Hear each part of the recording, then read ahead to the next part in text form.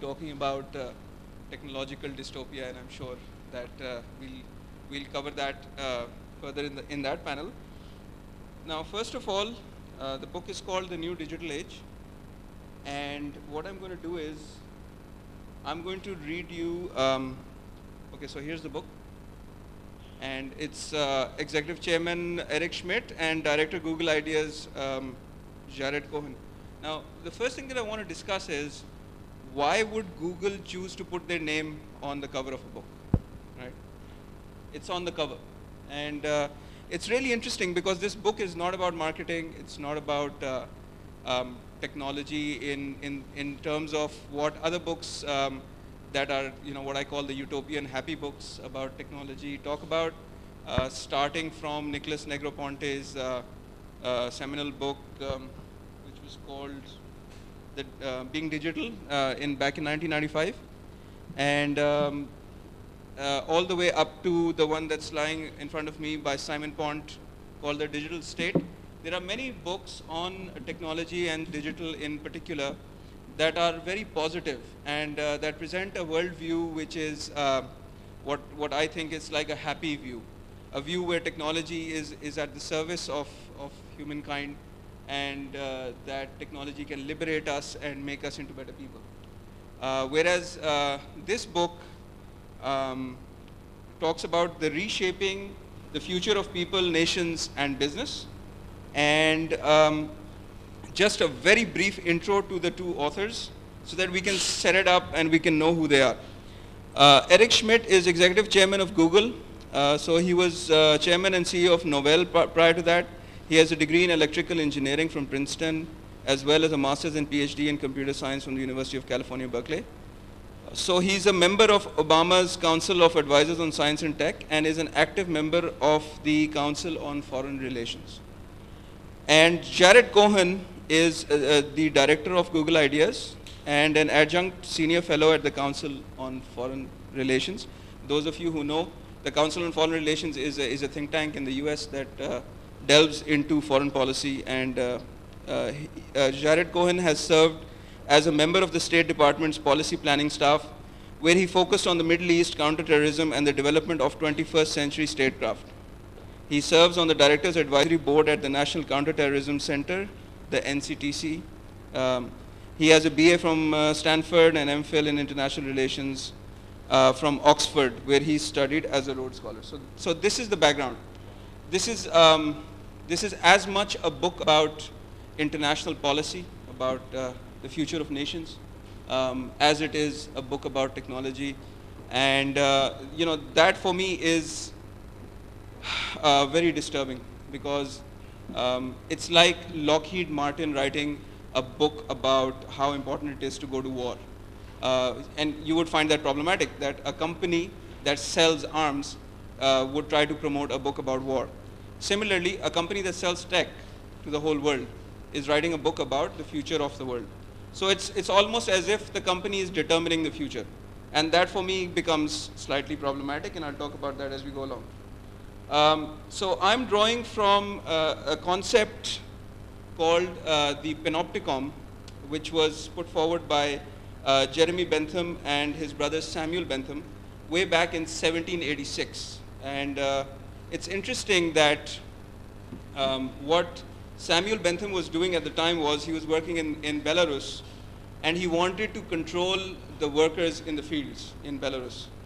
So he and his brother developed a system whereby one supervisor could supervise all these people. And what that meant was that everyone would be working in a circle, and the supervisor would be in a tower overlooking all these people.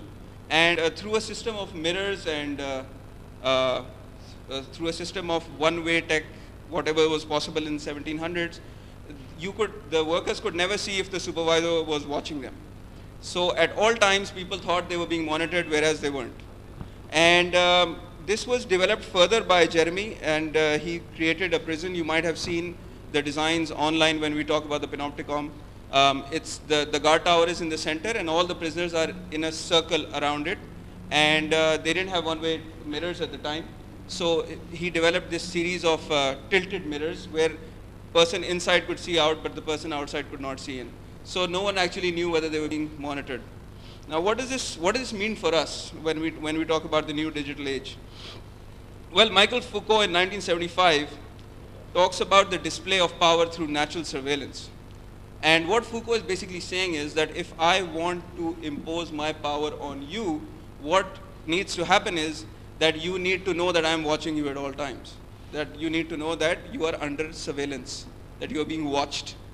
And what the internet has done is kind of bring this Foucauldian reality of the panopticon to life. And Jaime Casquillo in 2005 spoke about something called the participatory panopticon. And what that basically means is I'm taking pictures of you and you're taking pictures of me at all times through our mobile phones, right? So am I monitoring you or are you monitoring me? And this is one of the big issues that is touched on in the book, where citizens obviously now have the power to pick up their phones and record things that government officials, for example, are doing. But what does that really mean? Because the government is also monitoring what's going on in their phones. So has the power shifted from the powers that be to the people, or does the power still remain with those who have control over technology, i.e. the old government apparatus? So does it remain the same, or has power actually gone out to the people? This is one of the questions that are being raised. Now, we all know who Julian Assange is, right? So Julian Assange, Ecuadorian citizen living in London, says this about this book, and I want to start with this. He says that the new digital age is a startlingly clear and provocative blueprint for technocratic imperialism from two of its leading witch doctors, Eric Schmidt and Jared Cohen, who construct a new idiom for the United States' global power in the 21st century. This idiom reflects the ever closer union between the State Department and Silicon Valley, as personified by Mr. Schmidt, the executive chairman of Google, and Mr. Cohen, a former advisor to Condoleezza Rice and Hillary Clinton. So the background to the book is that the authors met in occupied Baghdad in 2009 when the book was conceived. Strolling among the ruins, the two became excited that consumer technology was transforming a society flattened by United States military occupation. They decided the tech industry could be a powerful agent of American foreign policy, and the book proselytizes the role of technology in reshaping the world's people and nations into likenesses of the world's dominant superpower, whether they want to be reshaped or not. The prose is terse, the argument confident, and the wisdom banal. But this isn't a book designed to be read. It's a major declaration designed to foster alliances. And he goes on. So you can check it out. This is his article he wrote for the New York Times about the book. And the book heavily critiques him as well, obviously. And they claim that they interviewed him as well. And so this could be a comeback. But what I wanted to do was to start with the criticism, and then we'll get into some of the issues that the book actually confronts. Now, some of the questions that have been raised in the book, and I'm reading from the book now. So what I intend to do is, I intend to read certain parts of the book, and then we'll have a discussion on some of the important things that have come up. And please feel free to participate. One-way communication isn't fun in this tech world in any case. So these are the questions that this book raises. I'm reading from the introduction. Who will be more powerful in the future, the citizen or the state? Will technology make terrorism easier or harder to carry out? What is the relationship between privacy and security? And how much will we have to give up to be part of the new digital age? And this is one of the major themes in the book about how you will have to give up pretty much all your privacy. And most of us have already done that by being online. How will war, diplomacy, and revolution change when everyone is connected? And how can we tip the balance in a beneficial way, as if they know what the beneficial way is? And that's, again, one of my critiques of the book. When broken societies are rebuilt, what will they be able to do with technology? And so there's a whole chapter on rebuilding the broken state. So first we go and break the state, and then we rebuild it in our own mirror image. And that is, if you look at US foreign policy in the past few years, you'll see that this has been one of their main aims, that first we break it, then we build it, and then we build it in our own shadow. So that's the way that things are evolving. Now, the first chapter is called Our Future Selves, and it's actually slightly positive. It's as if they're just, if you read the first chapter, you might read the rest. So let's give you a dose of positivity in the beginning. But even there, you can sense the old world power structure talking to you in the book. And I want to read from there, where they talk about innovation and how third world innovation can solve third world problems. And then we'll start our discussion. So what they say is that innovation can come from the ground up, but not all local innovation will work on a larger scale, because some entrepreneurs and inventors will be building for different audiences, solving very specific problems. This is true today as well. Consider the 24-year-old Kenyan inventor Anthony Mutua, who developed at 2012 Nairobi Science Fair an ultra-thin crystal chip he developed that can generate electricity when put under pressure. He placed the chip in the sole of a tennis shoe and demonstrated how, just by walking, a person can charge his mobile phone. It's a reminder of how bad the problems of reliable and affordable electricity, and to a lesser extent short battery life, are for many people, and how some governments are not rushing to fix the electricity grids. That innovators like Mutua are designing microchips that turn people into portable charging stations. Mutua's chip is now set to go into mass production, and if that successfully brings down the cost, he will have invented one of the cleverest designs that no one outside the developing world will ever use, simply because they'll never need to. Unfortunately, the level of a population's access to technology is often determined by external factors, and even if power and electricity problems are eventually solved by the government or by citizens, there is no telling what new roadblocks will prevent certain groups from reaching the same level of connectivity and opportunity as others, right? So my take on this, Sabine, is basically that, first of all, technology was developed in the first world and we were the consumers. But now there seems to be a slightly more democratic process where perhaps third world citizens are able to solve their own problems. But then you see the power structure coming in and saying, well, we don't need your technology to do it because we have electricity in the grid. So rather than saying that, all right, let's take all the micro-charging required off the grid and put the chips in the shoes and let's all charge our mobiles through our shoes, what we're basically saying is, we don't want your technology, right? So here's the power structure back at work, Technology that comes from us, good, please use it. Technology that comes from you, we don't want it. What's your take on that? Just to back up a little bit to how, so the Silicon Valley of the 80s seemed like a hippie fantasy, and and when Google first started it with its mantra of don't be evil, and these two guys, Larry and Sergey Brin, yeah. We were all taken up by that, right? By that promise and that dream of making the world's information searchable. And now Julian Assange asserts that Google is neck deep in the intrigues of the White House. And I think in the last 2 years, things have, or maybe longer, they've been building up towards it. But the three big tech companies today are Google, Twitter, and Facebook. And now even the most benign actions seem to be complex. I mean, just look at the fact that they discontinued Google Reader. What's up with that? They have a lot of projects that don't make them money, so it can't be that it wasn't monetized. I think it's about APIs that are open, and now they don't want them to be so open, and so everything should go through Google Plus, because Google Plus is what's going to compete with Facebook.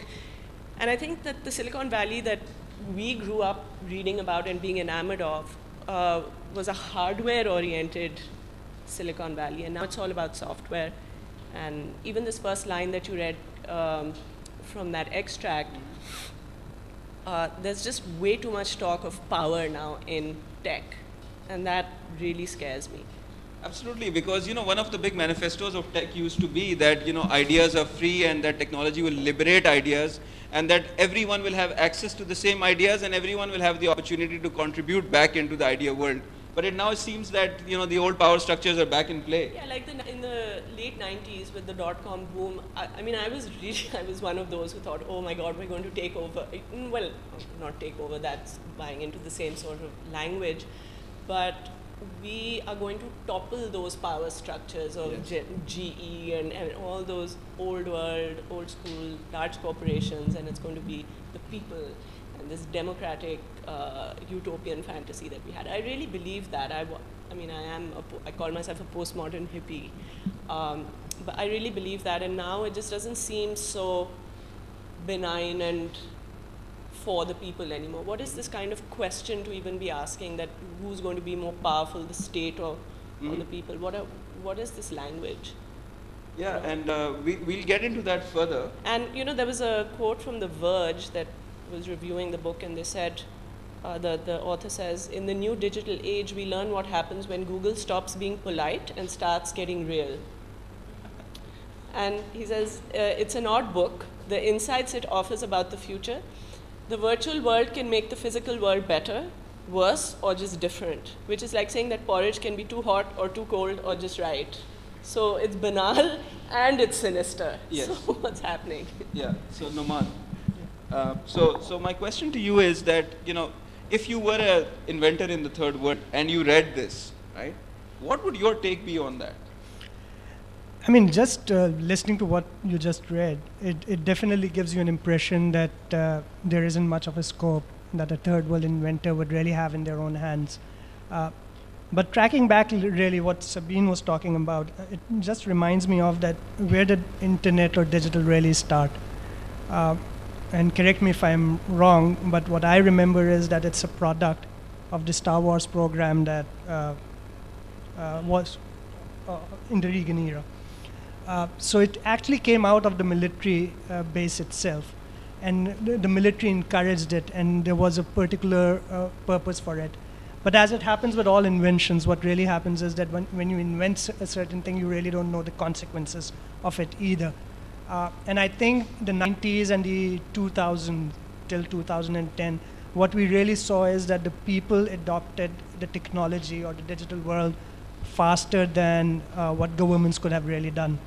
And that is why what you really see is that even fringe elements like terrorist organizations were pretty active in actually using it and exploiting it. And it actually took governments or more organized organizations some time to really adapt to it. But I personally feel that they always really knew what they're really getting into. And it was only a matter of that they didn't really expect how the masses or the people in the third world would actually react to it. But once they understood the psychology of the masses behind what's happening with the digital world, they've started adapting to it, and that's why we're seeing Assange and Snowden really coming up and speaking out that how privacy and the rights of the people are being usurped by more powerful organizations. So I know that Ahmed's panel would be touching on the issue of technological determinism. So we'll hold this discussion till then. I want to talk about citizen participation and how that will change accountability in governments. And I'm reading from the chapter, The Future of Identity, Citizenship and Reporting. The future will usher in an unprecedented era of choices and options. While some citizens will attempt to manage their identity by engaging in the minimum amount of virtual participation, others will find the opportunities to participate worth the risk of the exposure they incur. Citizen participation will reach an all-time high as anyone with a mobile handset and access to the internet will be able to play a part in promoting accountability and transparency. A shopkeeper in Addis Ababa and a precocious teenager in San Salvador will be able to disseminate information about bribes and corruption, report election irregularities, and generally hold their governments to account. Video cameras installed in police cars will help keep the police honest if the camera phones carried by citizens don't already. In fact, technology will empower people to police the police in a plethora of creative ways never before possible, including through real-time monitoring systems allowing citizens to publicly rate every police officer in their hometown. Commerce, education, healthcare, and justice system will all become more efficient, transparent, and inclusive as major institutions opt in to the digital age. Seems positive to me at the moment. The larger narrative. हाँ जी बिल्कुल. So this is the thing. When I want to slap you, first I hug you and then I give you a tight slap, right? So the thing is that we have to understand that this book is primarily written for an American audience, as most books written in America are, and that we are the weirdos sitting in a third world country discussing a power play written for Americans by Americans, and it's highly problematic for us to try and deconstruct their argument. So in a society that has been built on accountability and democracy, they saying that yes, cameras will add to accountability and democracy makes sense. But the world is not like that. The world is not built in that one shape and form. There are many shapes and forms in this world, from theocracy to absolute communist rule to kingship. It still exists in many parts of the world. So this part is positive to my view. The ability of the citizen to hold government officials to account. That in itself is positive. We saw it in our own elections. Exactly. So we're seeing that. I think. I personally think that that definitely is one of the advantages that you would see out of the digital era, and that definitely does empower the people. As Sabine rightly said, that we've already seen it in our elections in Pakistan, that more accountability did come in. Politicians are now held accountable, and I personally feel that that would actually help the masses, even if the wishes of the digital group of people in Pakistan did not come true. But do you really think that politicians are being held accountable, or is it just that people are becoming a little more cognizant of how things work and the fact that they have tools through which they can monitor and report, and so they're becoming more aware, but does it really mean anything? I mean, does anyone want scandal playing right now? So, I mean, I don't know. So I think it's the antithesis of the West Wing, which is inspirational and aspirational, and how it's all about what government can be and should be, whereas Scandal is trashy and it's brilliant. I mean, you should watch it. It's super fast-paced, and I watched all of it in 2 nights. But it talks about, and it shows how complex this web is of lies and scandal. And there's a part of you that, it's so difficult to maintain and manage idealism in a world that is so corrupt at so many levels. And I don't know whether we can, we don't have the power actually to hold anyone accountable, but can we ridicule them? Perhaps. I think something like Lok Sabha TV in India is a fantastic way to keep politicians awake during proceedings, and I think we should really try something like that. But I don't think we're at that point when we...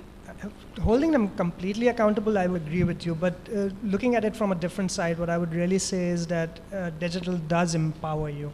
It empowers you in the sense that you can raise your voice when you really didn't have any other avenue to really raise your voice. So whether you take instance in Pakistan, that people were able to talk about corruption, people were able to talk about accountability, people were able to talk about issues of choosing the right candidate. Let's move ourselves a little bit to what's happening in Egypt right now. A year back, it was the power of digital that did motivate at least a certain class of people who weren't really motivated before to rise against Hosni Mubarak. And even today, if the coup that has really happened is closing down on TV channels and not allowing news to really trickle out, it is only via the digital medium that news is really coming out to the world. Sure. So in that sense, yes, it does really empower the masses to really let their anger out into the public. Now the question that Sabine really is raising is, does that really change the behavior? Would military coups still not happen? would politicians stop taking bribery or being corrupt? I think it would take much more time, and of course education as well. Just jumping into another topic, and maybe Salman also talked about it, was about democratization of power. That will only happen in third world countries when people are really using internet at a mass level. So for example, in Pakistan, estimates are that about 11% of the people are using internet, and about 6% of them are using it on a daily basis. If that is the number, you don't really expect an 11% to influence another 90%. They might be able to influence another 20%, but until you're able to sway the thoughts of the rest of the 50% of the population, things won't change, and that would only happen when people start using internet. And that will only happen if two things happen in a society. Number one, people are able to use it because of their literacy level.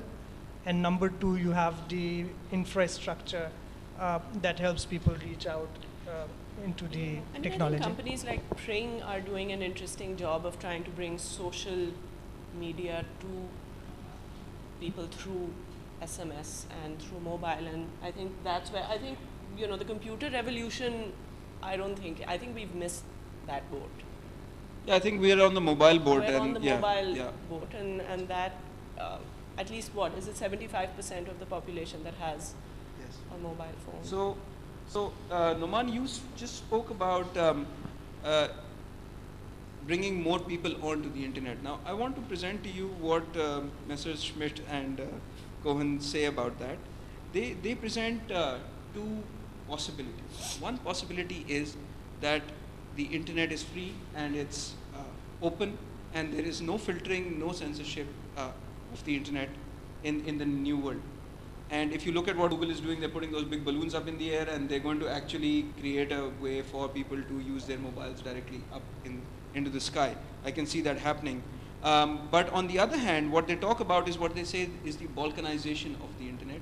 And China is leading the way in that by creating a firewall around, a walled garden, if you will, around the Chinese people. And only allowing specific content in, and Google and China have had really bad relations over the past years because of censorship. So that is one absolute possibility, that many countries will not only get together, and this is one part which I think is interestingly predictive, where they say that, so if you're next to China, you may choose to join the Chinese internet because of geographical proximity, or your country may choose to join the Chinese internet because of language, yani Mandarin speaking, or you may choose to join the Chinese internet because you actually believe that having a restricted internet is a good thing. So they're talking about that. And then they talk about filtering, where they're saying that Malaysia, Iran, and even Pakistan setting up filtering. And there's this whole debate that's been going on in Pakistan with the YouTube being shut down. And I think this kind of leads into that what kind of internet are we talking about when we say the population should have internet? What does that mean? Does that mean a restricted internet controlled by government? Does it mean a balkanized internet as in a regional structure where perhaps the Muslim world says कि भाई ये हमारा internet है, this is Muslim friendly, right? Or does it mean saying that all Mandarin speakers of the world will subscribe to the Mandarin internet, or Russian speakers will subscribe to the Russian internet? And or does it mean that everyone should have absolutely free access to all information and technology as dictated by the new military industrial complex of the world? So it's problematic. This whole idea that it's free, it's not free. So if it's not free, then what's your problem with the balkanized internet? Right? But they obviously have a problem with the balkanized internet because Google doesn't have access over there, so they don't make money. And if they don't make money, they don't have power. And if they don't have power, then they can't be an organ of the US State Department. So what are your views on this? What is the internet when you say that the population should have the internet? I personally very strongly believe that yes, there are disadvantages of empowering Google, but it shouldn't really be balkanized, because what it really allows you to do is free access to information and free interaction with people around the globe really does allow you to make a world a better place. So let's take an example simply from a religious perspective as well. 100 years back, living in Pakistan, the version of Islam that was in our minds was very much based on cultural norms, and it really wasn't beyond it at all. And frankly speaking, we've witnessed it in our lifetime as well.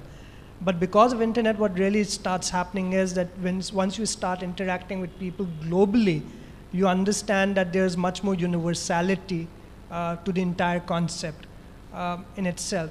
Similarly, learning from other cultures and interacting with other cultures, what it really helps you do is understand those cultures, etc.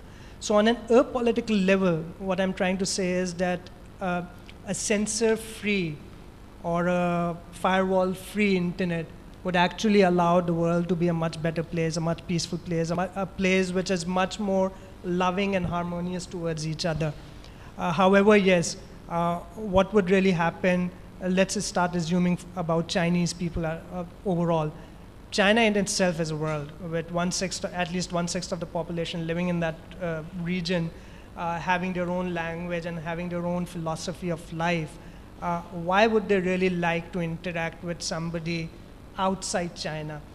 Once you have everything within your own region, there isn't really a reason to interact, and especially with the hierarchical formation of the society that China has always been, before communism or after communism.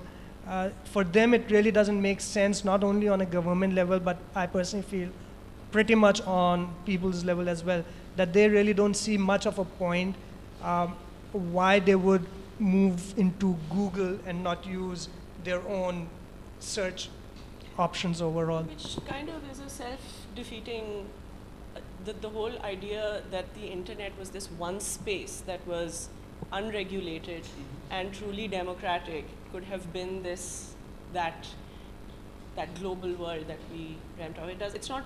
We're well past that point now. And the minute you start talking about national security being at Exactly. risk, right? I mean, it was Benjamin Franklin who said that any society that will give up a little liberty for a little security really deserves neither and will lose both. Will lose both, yes. And so, we were talking about this the other day, and that with this whole Edward Snowden and NSA and PRISM issue that's come up, and we should talk about the media a little bit and its role in perpetuating myths and bad science and all sorts of terrible things, with the focus on what he's having for breakfast and what he's wearing and, should he get a haircut and silly things like that. They're distracting from the core issue. I mean, that I'm a little suspicious of him. Yes. But I believe that the Panopticon agrees with you. But that doesn't mean that important issues have not been raised. But the American voter is not grappling with those issues because they're being fed the whole, national security is at risk diet. Absolutely. Right. And but Noman, I want to take you on what you said, and then Sabina, I want to take you on what you just said. But first Noman. They talk about the flattening of cultures in the book, and I'm reading from The Future of Identity, Citizenship and Reporting. They say that, and on a more basic level, citizens anywhere will be able to compare themselves and their way of life with the rest of the world. Practices widely considered barbaric or backward will seem even more so when seen in that context.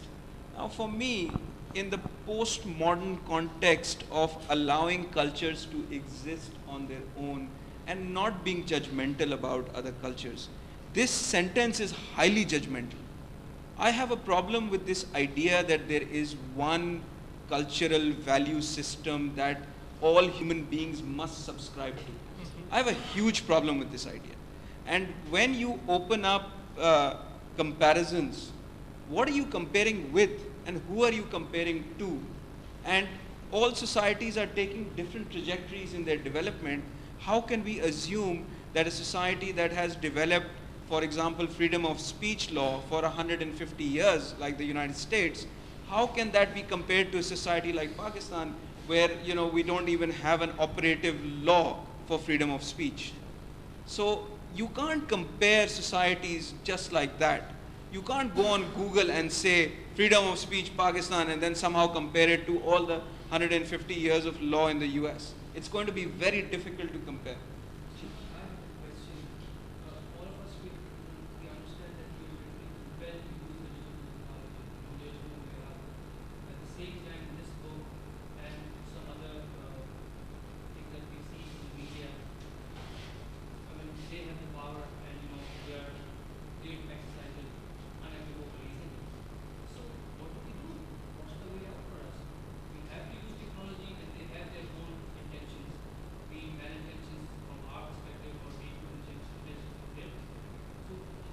Can I answer from the book? I think you will find this interesting, and then we'll come back to our discussion, but I really want to answer this. They talk about something called the Hidden People's Registry. And I want to read to you from there, and that really shows you how power is being executed in the world. So you choose to go off the internet. मैं नहीं use करूँगा mobile phone, you can't track where I am, I will not go on the internet, I don't have a Facebook account. There are many people in Pakistan who subscribe to this view.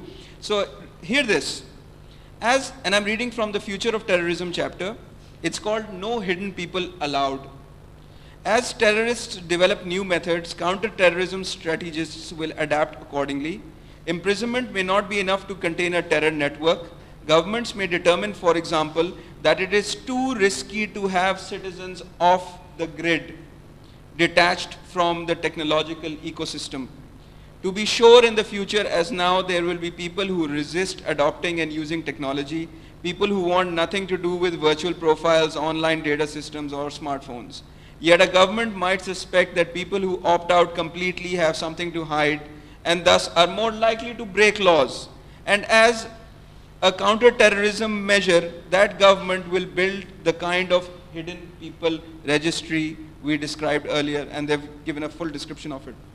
So it exists already. If you don't have any registered social networking profiles or mobile subscriptions, and online references to you are unusually hard to find, you might be considered a candidate for such a registry. You might also be subjected to a strict set of new regulations that includes rigorous airport screening or even travel restrictions. And then they go on to say कि 9/11 के बाद तो ये हो गया है. If you're on a no travel list in the US, you have no recourse, you cannot travel. They will never tell you why. You just can't travel. They'll take you off the flight list, right? So it's already in place. You cannot choose not to be online because you'll be in this registry. This is not a good world to live in, I tell you. You know, where even the choice to not be part of it is considered to be anti-something. Well, and our new ID cards also have a chip in them, chip yes. in them, right? So, yeah. And when you file your tax returns, now you have to say, answer a whole bunch of questions that we didn't have to answer before, like how many trips you've made and, right, what your phone bill is, why is it anyone's business? So they're building up that database in any case.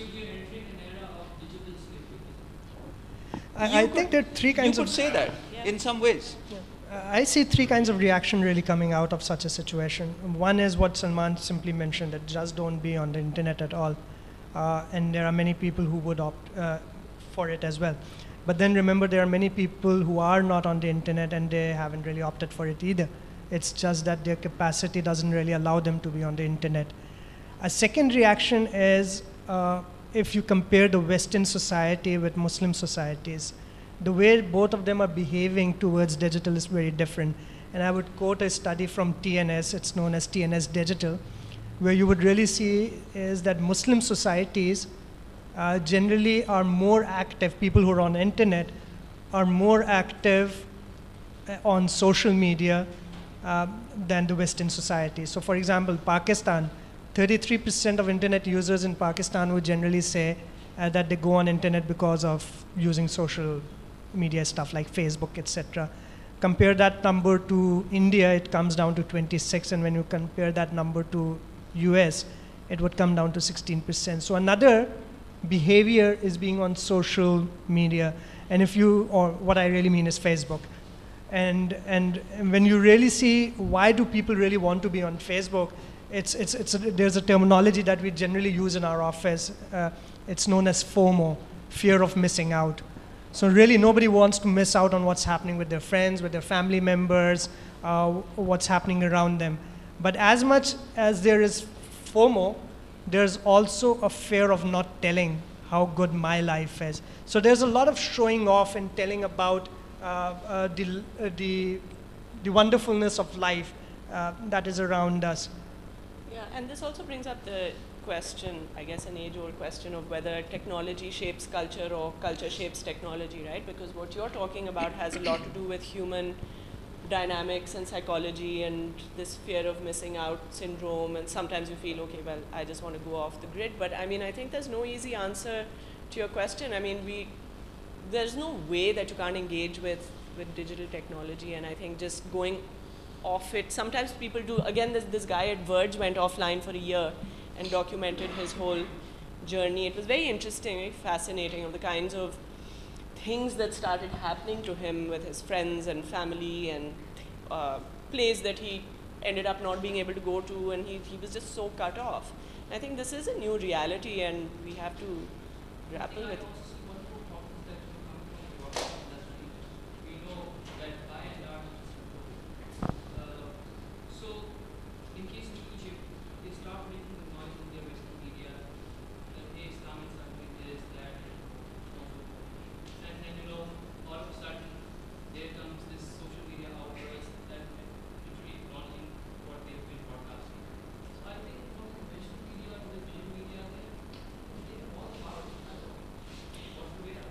एक अच्छी चीज़ ये हुई है, and we'll just get to you.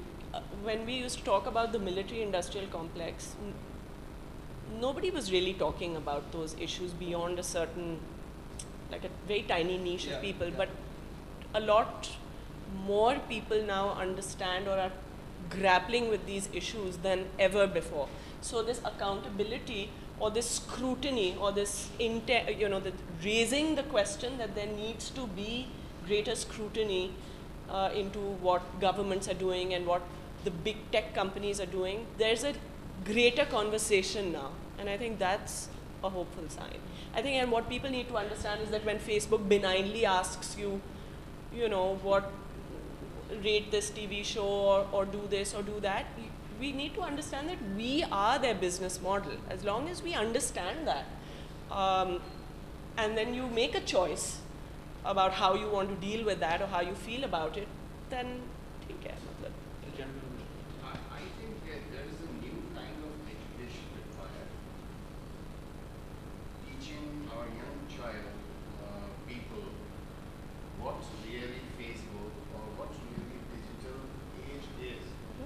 Many of them are just bantering here and there. They are not really understanding the word homo, as we say. They are there for that. And I personally know a lot of students, I have got a lot of students who know how to use Facebook, but they don't know how to email.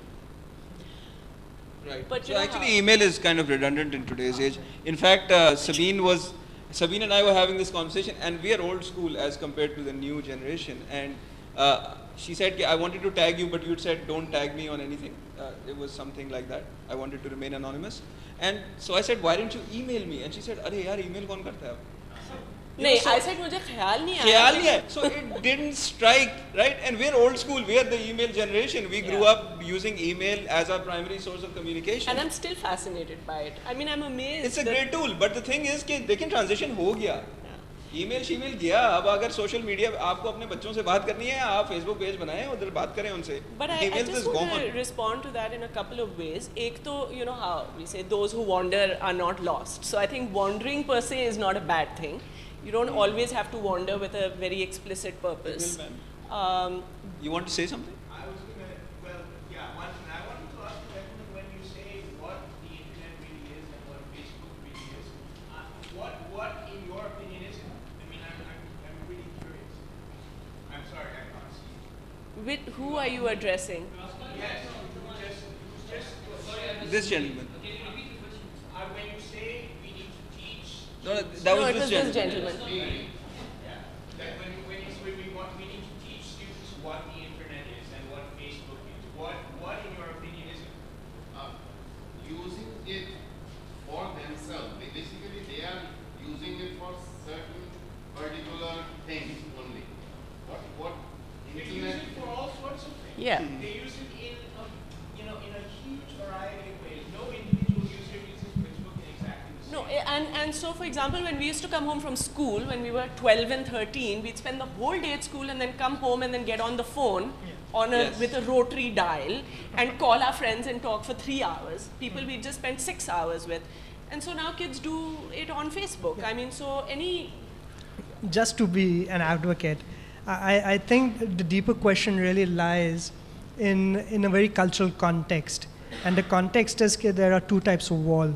One wall is that 30 or 40 or 50 years back used to be known as Char Diwari. And now there's a Facebook wall as well. Back in 30 or 40 years back, when kids used to take cocaine, they didn't used to put it up on their Facebook. Unfortunately, recently I just came across a Facebook page.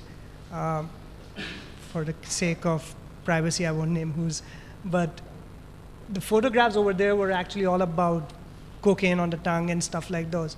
So do we need to teach our kids that what really needs to be discussed within the walls of your household and what needs to be discussed on Facebook, which is basically, which can be observed by anybody out there or not? I think what is really happening, especially in our society, the concept of privacy has really fallen apart. The younger generation either do not understand or they do not believe in the concept that there is anything that is private. I need to take charge. Yeah. When we talk about issues like these, and it's a fascinating privilege of reading. I think our worldview is very parochial. Our discussions come down to politics, religion, and morality. I think this book is about more than that.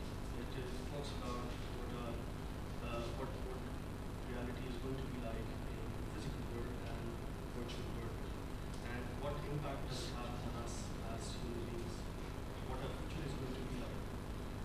We have, you might disagree, but we generally have in Pakistan a very skeptical view of things.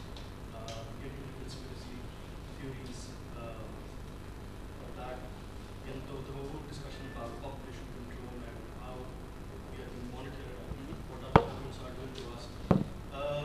We don't talk about what our government is doing with us. We talk because we feel that probably it's not competent, never going to be competent enough to. When they That's a good thing, isn't it? They're very, they're not as incompetent as I think people their might tend incompetence to works think. in our favor. My request is that the communication of conversation around should be about the impact it has on individuals and society in terms of health, education, access to information, how they transfer their information, knowledge sharing, connectedness in those areas, and that is automatically going to have impact, whether any government wants it or not. Other thing I want to comment on is the direction we want to take. I don't want to take sides, but talk about, it's sort of like a paradox that we talk about. We talk about normalization of technology, and then we have a problem with restrictions, for example, in countries like China or South America. Then we go back to talking about, no, that is how we want it, because we should have free access. We are victims of YouTube restriction or whatever. But then, because of a certain social, cultural, religious concepts that we have, we are fine with being connected to Chinese internet as well. We as a society, I think, need to think about two levels. At an international level, because we are part of that society. We are not living in isolation, especially in the digital world, especially in the future. And what we as a society want. So these are levels I think that we should be thinking. But everyone wants different things. How can we as a society, who is we and who, I mean. Who are we to decide what our society wants in any case? I want, let's say I want peace That is and what- love and flowers, and somebody else wants guns and warfare. I mean, who's to say my way is right? Right. So, Framji, can I conclude before I I just wanted to lose say time? one thing. Sure. Say one thing that, it's very difficult to theorize about the future of a technology that is in the process of developing and that we are in the middle of. And the same arguments that are being made right now about the internet and about digital technologies were made about writing and were made about printing. About books, printing of books. Socrates in one of Plato's dialogues goes on and on about how writing itself will fundamentally dumb down the citizenry of Athens. When Gutenberg printed the first book, Yeah. almost the entire Muslim Islamic world refused to Yes. house publishing houses because they saw the printed word as somehow anathema to the word of God and to the